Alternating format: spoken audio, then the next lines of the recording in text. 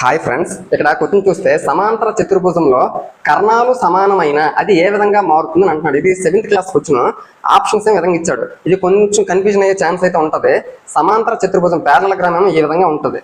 ఇందులో పారలగ్రామం చూస్తే ఇది పెద్దది ఉంటది కర్ణం, ఇదేమో చిన్నది ఉంటది. ఇప్పుడే వాడేమంటున్నాడు, ఆ కర్ణాలే ఒకవేళ సమానం అయిపోతే అప్పుడు ఏ విధంగా మారుతుంది అంటే చాలా మంది కన్ఫ్యూజన్ అయ్యి రాంబస్ పెట్టే ఛాన్స్ అయితే ఉంటది. కానీ సమాంతర చతుర్భుజంకి వచ్చేసరికి ఈ రెండు భుజాలు సమానం, ఈ రెండు భుజాలు సమానం కాబట్టి భుజాలు నీకు సమానం అని అనలేదు, కర్ణాలే సమానం అన్నాడు. కాబట్టి అటువంటి సందర్భంలో ఈ కర్ణాలను ఈ విధంగా సమానం చేస్తే భుజాలు సమానం కాదు కదా, ఈ విధంగా మారుతుంది. అది అప్పుడు చూస్తే ఇవి కర్ణాలు సమానంగానే ఉంటాయి. అంటే కర్ణాలు సమానంగా మారితే నీకు ఏ విధంగా మారింది, దీర్ఘచతురస్రంగా మారింది.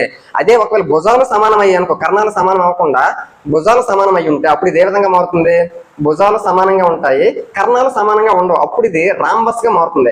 రాంబస్ వచ్చేసరికి భుజాలు సమానంగా ఉంటాయి, కర్ణాలు వేరువేరుగా ఉంటాయి. నీకు అడిగిన క్వశ్చన్ లో ఏది అడుగుతానో చూసుకోవాలి. కర్ణాలు సమానం అంటే అప్పుడు కర్ణాలు సమానం చేస్తే దీర్ఘచతురస్రం వస్తుంది.